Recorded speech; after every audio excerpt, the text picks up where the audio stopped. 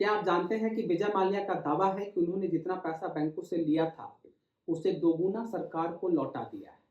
अब सोचिए कि अगर ये सच है, तो उनसे और वसूली क्यों हो रही है? और इससे भी बड़ा सवाल कि क्या इसका मतलब यह है कि विजय माल्या निर्दोष है? दोस्तों, ये सिर्फ पैसों की कहानी नहीं है, इसमें छुपी हुई है लालच, धोखे और कानून की एक जटिल गाथा। इस वीडियो में हम इन सभी चीज़ों को छोटे-छोटे हिस्सों में तोड़ करके समझेंगे। विजय माल्या का दावा कितना सही है, सरकार और ईडी ने अब तक क्या किया है, और सबसे बड़ा सवाल कि क्या विजय माल्या को अब राहत मिलनी चाहिए। लेकिन इस कहानी में कुछ ऐसे तथ्य भी हैं जो शायद आपने पहले कभी नहीं सुने होंगे, इसलिए इसको अंत तक देखिएगा, क्योंकि हो सकता है कि इस कहानी को जानने के बाद आपके सोचने का नजरिया बदल जाए।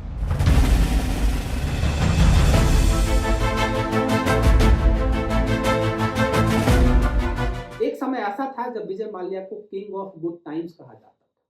वह सिर्फ एक बिजनेसमैन नहीं थे, बिजनेसमैन तो अपने देश में कई सारे हैं, इसलिए वह सिर्फ एक बिजनेसमैन नहीं थे, बल्कि एक ऐसा नाम थे जो लग्जरी और ग्लैमर के प्रतीक बन चुके थे।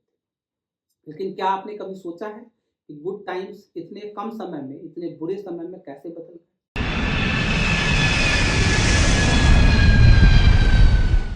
एक वक्त में पूरे देश के आसमान में छा जाने वाली किंगफिशर एयरलाइंस आज जमीन पर है। उसका एक भी विमान उड़ नहीं पा रहा है। दोबारा उड़ान भरने की सारी कोशिशें फिलहाल नाकाम साबित हो रही हैं।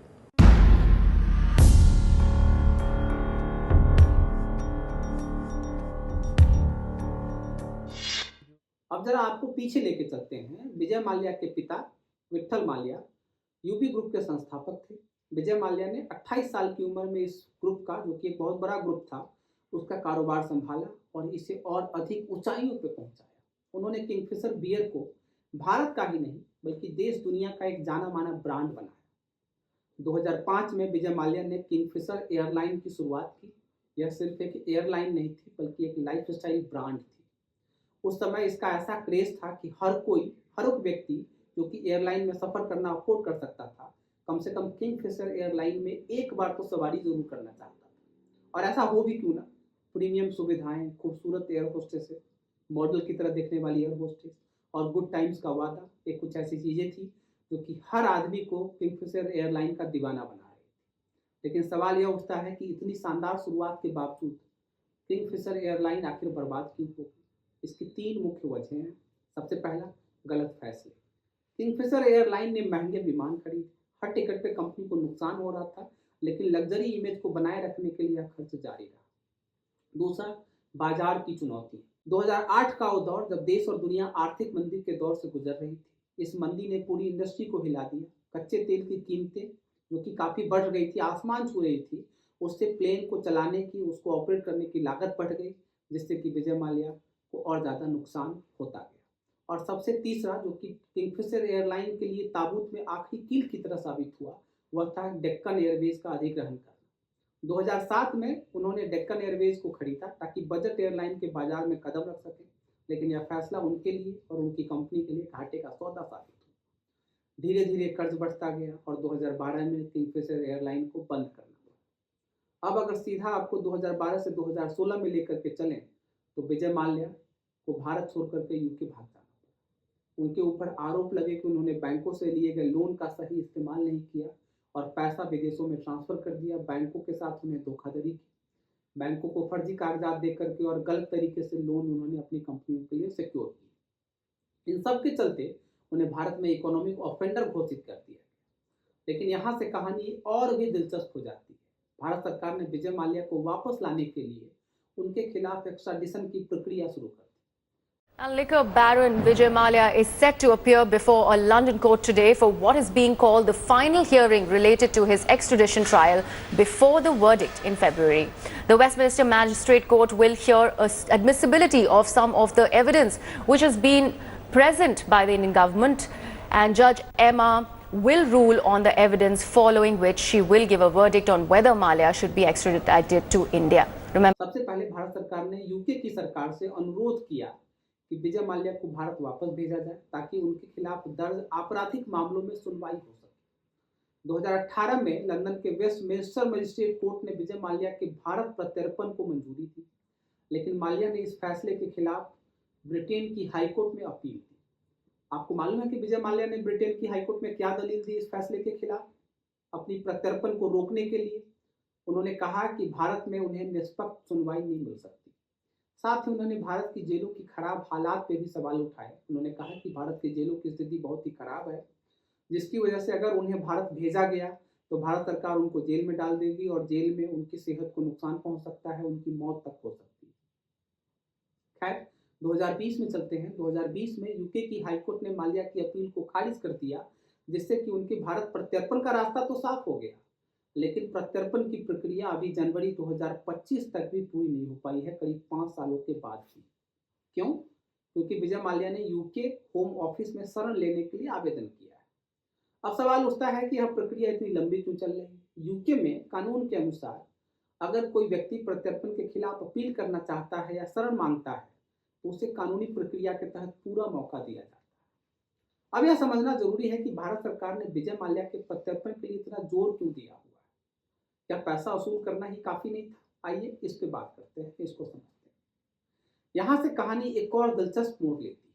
विजय माल्या का दावा है कि बैंकों का पैसा ब्याज समेत वसूल हो चुका है, तो फिर उनसे और वसूली क्यों की जा रही है?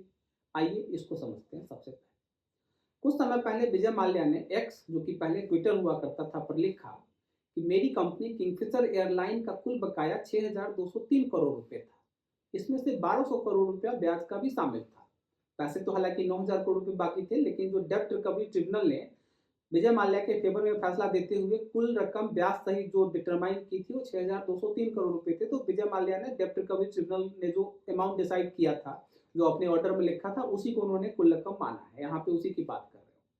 लेकिन उन्होंने आगे कहते हैं वो कि लेकिन सरकार ने मेरी संपत्तियों से 14,000 करोड़ रुपए से ज्यादा वसूल कर ली है। अब यहाँ दो सवाल खड़े होते हैं, क्या उनका दावा सच है, और अगर सच है तो उनसे और पैसों की वसूली क्यों हो रही है? माल्या के इस दावे को जांचने का सबसे सही और सटीक तरीका है फाइनेंस मिनिस्टर निर्मला सीतारमण का अभी हाल ही में संसद में दिया गया बयान। ED has successfully restored properties valued at least 22,280 crores, and I'm only talking of the major cases. We all question about ED. The return and also the money which have been claimed by the ED is this one. Restored properties of 22,280 crores in major cases. And I would like to list the number of cases, sir. Vijay Mallya case, 14,131.6 crore. Complete amount of the attached property has been restored to the public sector banks.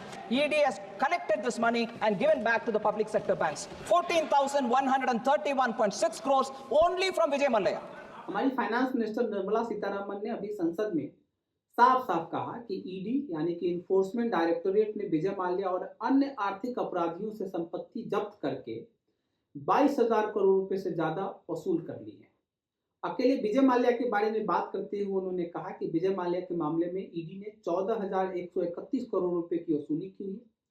यह क्या दिखाता है?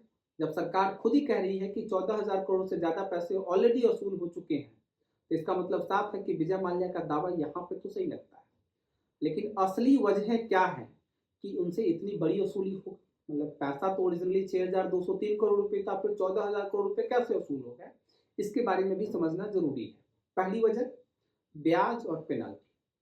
क्योंकि वसूली करने में 7-8 साल की देरी हुई, जिसकी वजह से जो ओरिजिनल 6,203 करोड़ रुपए का पैसा था उसमें ब्याज लग गई होगी, पेनल्टी लग गई होगी, जिसकी वजह से रकम लगभग दोगुनी हो गई। दूसरी वजह, जब संपत्तियों का बढ़ा हुआ बाजार मूल्य, जैसे कि उनकी कंपनियों के शेयर की वैल्यू बढ़ गया, बेंगलुरु में किंगफिशर टावर में जो उनके कई सारे फ्लैट्स थे उन फ्लैट्स की कीमत बढ़ गई, जिससे कि उनसे ज़्यादा वसूली हो पाई है। लेकिन कहानी यहीं पे खत्म नहीं होती है दोस्तों। असली सवाल यह है कि जब विजय माल्या से पैसा वसूल हो चुका है तो विजय माल्या को छोड़ा क्यों नहीं जा रहा, और क्या इसका मतलब यह है कि वो निर्दोष है? आइए इसको समझते हैं। विजय माल्या के खिलाफ मामला सिर्फ आर्थिक नहीं है, यह आपराधिक भी है। सीबीआई की अगर बात करें तो आईडीबीआई बैंक से लोन लेकर उसे गलत तरीके से इस्तेमाल करना, लोन की रकम को विदेश में ट्रांसफर करना, इस मामले में सीबीआई ने उनके खिलाफ आपराधिक मामले दर्ज किए। ईडी की कार्रवाई की अगर बात करें तो उन्हें इकोनॉमिक ऑफेंडर घोषित किया गया है। उनकी 14,000 करोड़ रुपए की संपत्तियां जब्त की गई और उन पैसों को बैंकों को लौटाया गया। अब अगर ईडी की कार्रवाई की और डिटेल में अगर उस पर नजर डालें तो उन्होंने ईडी ने इन्फोर्समेंट डायरेक्टरेट ने माल्या की 14,000 करोड़ रुपए ज्यादा की संपत्तियां जब्त की। वो सारा पैसा उन्होंने बैंकों को लौटाया। और यहाँ पे एक और दिलचस्प बात जो कि मैं आपको बताना चाहता हूँ, आप सब लोगों को मालूम होगा कि जब कभी किसी बैंक का कंपनियों को दिया हुआ लोन डूब जाता है तो बैंक उस डूबे हुए पैसों को वसूलने के लिए एनसीएलटी यानी कि नेशनल कंपनी लॉ ट्रिब्यूनल जाता है और इंसॉल्वेंसी एंड बैंकरप्सी कोड का सहारा लेता है। इंसॉल्वेंसी एंड बैंकरप्सी कोड के तहत औसतन बैंकों को सिर्फ 30 से 35% की ही वसूली हो पाती है। मतलब कि अभी तक का जो ट्रेंड देखा गया है कि जब कोई बैंक किसी डूबे हुए कर्ज को वसूल करने के लिए इंसॉल्वेंसी एंड बैंकरप्सी कोड में एनसीएलटी जाता है तो बैंक को अपने टोटल पैसे का केवल 30 से 35% ही वापस मिल पाता है। जबकि ईडी ने माल्या के मामले में 100% से भी ज्यादा की रिकवरी की है। तो ईडी की कार्रवाई को एक बड़ी सफलता सरकार की मानी जा सकती है। लेकिन क्या क्योंकि ज्यादा पैसों की वसूली हो गई, 100% से भी ज्यादा पैसा वसूल हो गया माल्या के केस में, तो इससे क्या माल्या जो दावा कर रहे हैं उनका पक्ष सही नहीं साबित हो जाता? यह सोचने वाली बात है। माल्या पर कुल बकाया उनकी संपत्तियों से हुई कुल वसूली की बात करें तो पैसा वसूल हो चुका है और जो पैसा ज्यादा वसूल हुआ है उसको कानूनी खर्चों और सजा में एडजस्ट किया जा सकता है। लेकिन कानून का उल्लंघन और धोखाधड़ी के आरोप जो कि आपराधिक मामले हैं अब भी बने हुए हैं। अब बड़ा सवाल, क्या विजय माल्या को राहत मिलनी चाहिए या उनके खिलाफ कार्रवाई जारी रहनी चाहिए? जब पैसा वसूल हो चुका है तो विजय माल्या के आपराधिक मामलों को आगे बढ़ाना कितना जरूरी है? भाई क्यों तंग कर रहे हो किसी आदमी को? अगर पैसा ही लेना था और पैसा ले लिया है तो फिर उसको तंग क्यों कर रहे हो? माल्या का यही तो कहना है कि भाई क्या जरूरत है मुझे तंग करने की, पैसा मैंने लिया था, मैंने वो पैसा लौटा दिया तो मुझे अब जाने दो भाई। इस सवाल का जवाब इतना भी आसान नहीं है। इसको समझने के लिए हमें इसे दो हिस्सों में देखना पड़ेगा। सबसे पहले आर्थिक पहलू, बैंकों का पैसा ब्याज समेत मिल चुका है। यह बात हमारी फाइनेंस मिनिस्टर ने संसद में स्वीकार की है। ईडी की कार्रवाई को सरकार अपनी बड़ी सफलता मान रही है, अपनी पीठ थपथपा रही है। लेकिन अब अगर उनसे और पैसों की वसूली नहीं हो सकती, यह बात साफ है। कम से कम देश का कानून तो यही कहता है। अब अगर कानूनी पहलू की बात करें तो विजय माल्या पर गंभीर आर्थिक और आपराधिक मामले दर्ज हैं। बैंक लोन का गलत इस्तेमाल करना, मतलब जिस लिए लोन लिया उस काम में पैसे को लगाया नहीं, बैंकों के साथ धोखाधड़ी और फिर सबसे अंत में उनका देश छोड़ करके भाग जाना कानून का उल्लंघन है। मतलब कि आर्थिक मामलों में तो विजय माल्या को राहत मिल सकती है लेकिन आपराधिक मामलों में तो सजा मिलनी ही चाहिए।